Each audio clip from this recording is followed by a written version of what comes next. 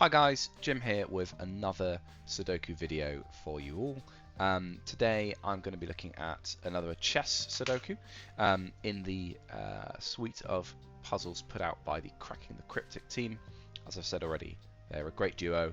YouTube channel is in the description, etc. Check them out, well worth it. So last time I did a chess Sudoku, and I have done one, we did a knight Sudoku, so you can see I've got one complete there. So I'll keep things fresh and I'll just move through them all one by one. So we'll have a look at king Sudoku next. Yeah, so I need to go with puzzle number one again, which is fine. And it looks more like a regular Sudoku this time. So let's jump in and explain the rules as we go. Might even get a little welcome message, and we do indeed. Welcome to King Sudoku. In King Sudoku, every row, column and box must contain the numbers 1 to 9 exactly once. A rule set we are all familiar with.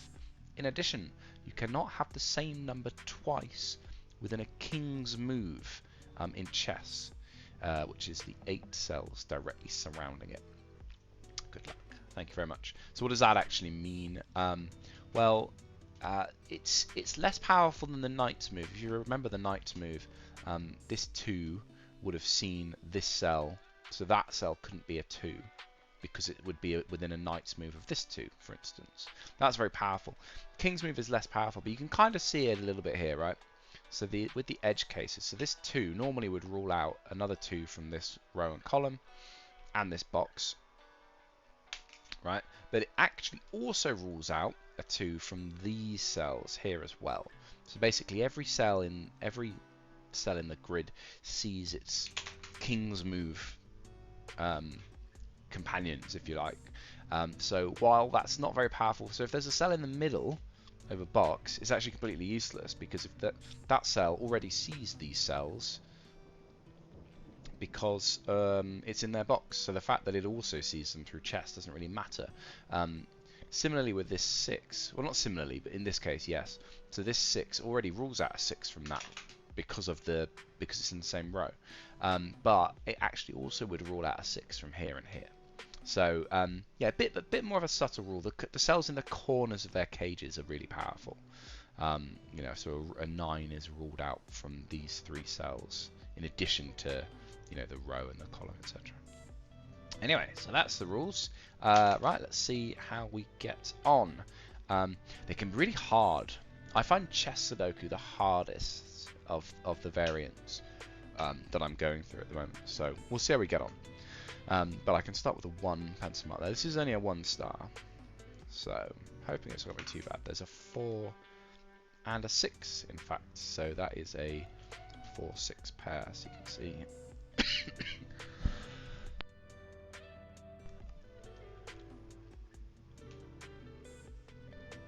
So you can see that's 4-6 doing work. Right. 5 can actually be placed in this cell, so that's a 5, and that's a 1, therefore.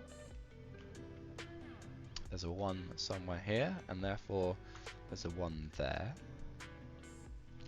Now that's more powerful than you might think, and you can see it a bit, right? Because of the chess move, you don't know where that 1 is, but because it's in the edge somewhere, it definitely sees this box. So if there's a 1 here, it impacts those 3. If there's a 1 here, it impacts those 3. If there's a 1 here, it impacts those 2. All of those boxes have that cell in common. So even though I can't tell you where the 1 is, obviously it's not so relevant in this example because there's already a 2 there, and in fact there's a 1 over there anyway. But there couldn't be a 1 there because it would sort of see all of those, which is why I don't mind doing a 3 cell pencil mark in chess Sudoku. Right, let's keep going. So there's a 5 actually given down there, which is quite nice. In fact, a 5's all placeable instantly. I think they might be, Yeah, so 5's are done, which is nice.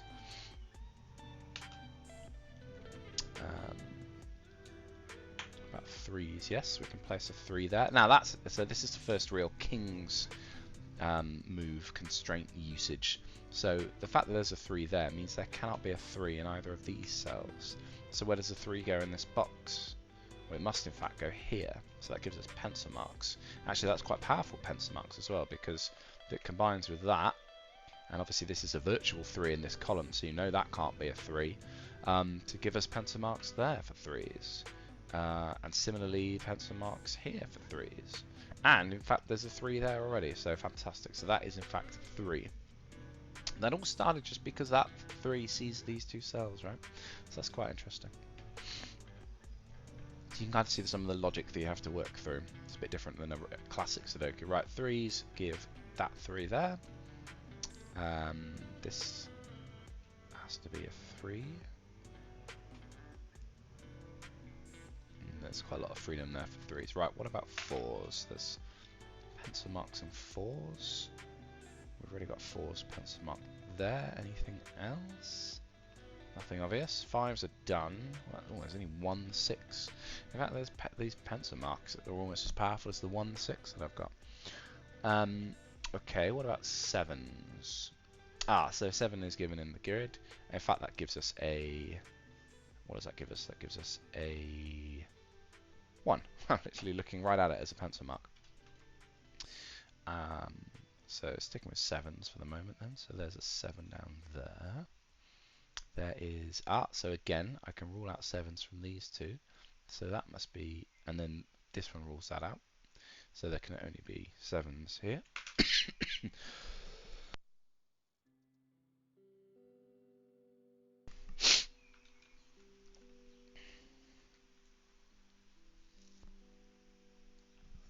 Apologies for that coughing fit.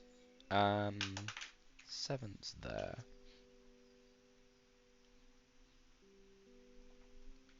And there. And there. Oh, I'm getting a lot of 7s. Ooh, hello. So we've got a nice little X-wing here. So even though the 7s here and the 7s here came from column deductions, because they now come in this pattern, they tell me something about rows. And I know there can't be another 7 in this row, because it must be either here or here.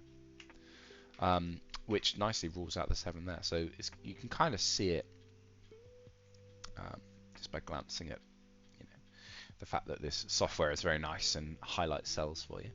But yeah, that can't be a 7, because then you wouldn't be able to put the 2 7s that you've got here. You'd be scuppered. So that must be the 7 from that pair. Okay. What about 8s? 8s, we've got a duo there. Got a duo there as well. Down here, we've got another duo. Interesting. See, now that's interesting. So this is sort of like a virtual X-wing, right? So I'm just explaining some of the random logic you kind of need to keep an eye on. But I know that if an 8 is there, then an 8 is there, or if an 8 is there, then an 8 is there. So there's definitely an 8 here. And then both of these 8s, regardless of which one it is, see these 2 cells. So yes, obviously they can't be an 8 anyway, but if they could be, if that 8 wasn't there and that 8 wasn't there, well then they couldn't be, because these would rule them out. So I think that's quite interesting as well. Okay, let's go in with 9s. There's a nice juicy 9 just waiting for us. 9s can be pencil marked there. 9 given over there. Gives us a 9 and a 7. Ooh, that lets us finish off that 7. Aha! And did you spot that? So previously, if I undo that, so previously we had 7s available there and there, but because we've got a 7 in this cell, that then rules this 7 out. So 7 goes there, that then gives us this 7, which gives us the final 7. Happy days. Okay, sorry, so I was on 9s, wasn't I? 9s, ooh, this box is very crowded for 9s. What about here? 9s are here.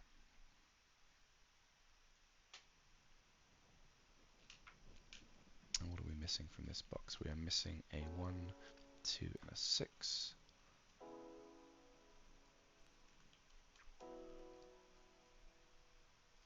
So we're missing 3, 4, and 6 there.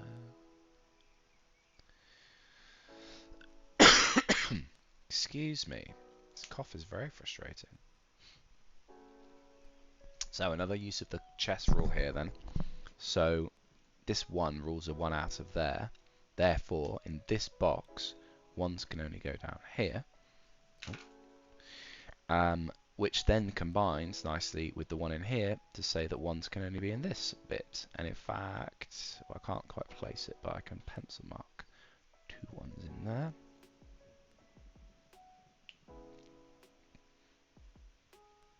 Can't do much more than that, I don't think. What about 2s? 2's down there. Oh, actually, yeah, that means that makes that a 2, doesn't it? Which means there's a 2's are in there somehow. What about 3's? Was I looking at 3's before? I feel like I might have been. Nothing too clear on 3's. 4's are rubbish. Now we'll come back to 4's. 5's we've actually finished. 6's are not much better than 4's, which I suppose that's fair enough. Although I can put a pencil mark in there, which is better than nothing. Maybe I could do the same with 4's. I've actually got the cell down there. 7's are done. 8. What about 9? Ah, well, hang on. This cell must not be a 3, 4, or a 6, so it must in fact be an 8. And so in this box, that is an 8. That resolves this 8. This is an 8 pair, an 8 pencil marking there.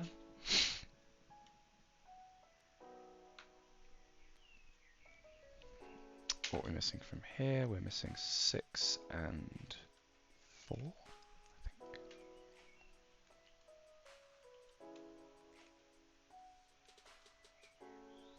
Must be 4's down there.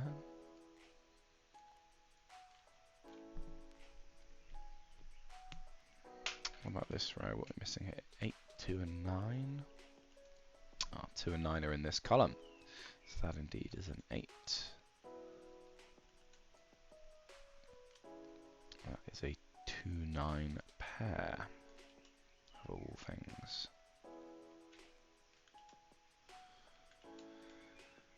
I'll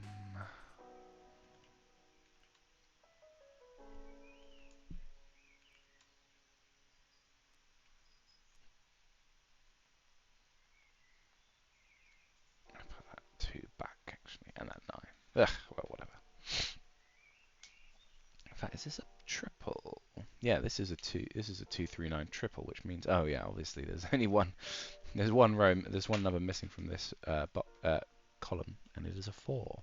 Ah, which resolves that. Which resolves that. Which gives us more pencil markings over here. 1, 2, 6. There's a 2 there. That's a 1 or a 6. That's a 1, 2, 6.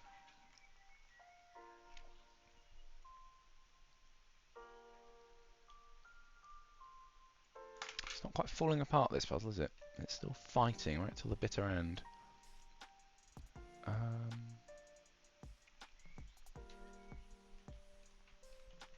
be a 1. Ah, right. Yeah, sorry. This cell can't be a 1 either. So 1, 6 being available to it here, that 1 is blocked off by that in its chess move scenario. Difficult to... It's not always obvious to spot those. No matter how much I keep going on about the rules. Ah, so 6 is in this set box. Must be down here, which means there can't be a 6 there. So that's a 6 and that's a 4. That's therefore also a 4. That is a 1, 2 pair, isn't it, with this? Ah, which means that can't be a 2. So there's a 2. A 1, there's a 2 there. And what am I missing from this row? I'm missing 6. I meant, by row I meant column, of course. You all knew that. There's an 8 here, there's a 1 here, and then there is a 4? Gosh. Yeah, it's really not... It's resisting. It's resisting. A lot of puzzles would have collapsed by now. And this is where you need to just be careful about the chess constraint.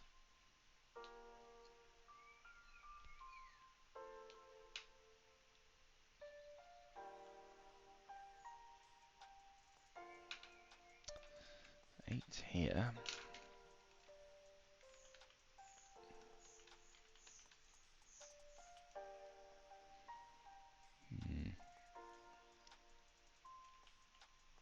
It's probably something very obvious that I'm missing.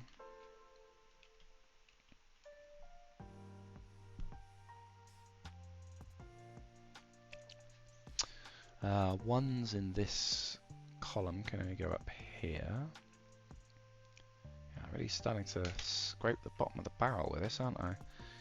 What are we looking for here? 2s and 3s and 6s. That can't be a 2.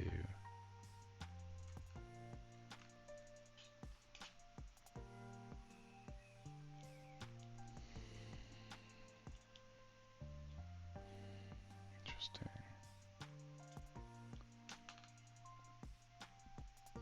I'm just getting these corner cells. As I say, they're the... was this a naked single? This might be a naked single, you know. What can go in this cell? So it's a naked single. What can go in this cell? Because it sees a 1, a 2, doesn't see a 3, it sees a 4, a 5, it sees a 6 by the chess move, it sees a 7, an 8, and a 9. So the only thing that cell can be is a 3. I wonder if that was the catalyst that starts a little chain reaction. Yeah, this is looking relatively promising. 2 gives us 1, which gives us 2. And this is great. If you've been quite good with your pencil marks here, you can literally just connect the dots. There's a 1 there. That must be a 9, therefore, which gives us a 9 up there. What am I missing now? I mean, this really must be very close now, surely. 4. Ah, here we go. So that could never have been a 4. What idiot pencil mark that, hey? That could never have been a 4 because there is a 4 next to it from a chess perspective. So that's an 8, which gives us the final 8 up in the top, which gives us a 4 down there and a 6, which gives us a 4 and a 3 and a 4 and a 1 and a 1 and a very final 6 to end us. Whew! 17 minutes. Yeah, that was, like I say, I think the chess ones are hard. Particularly the king and queen. Knights, even though the rule sets, it's more complicated, I suppose. I think it's actually a little bit better. But anyway, thank you very much for watching, if you have been. And yeah, I will see you in the next video. Take care. Cheers now.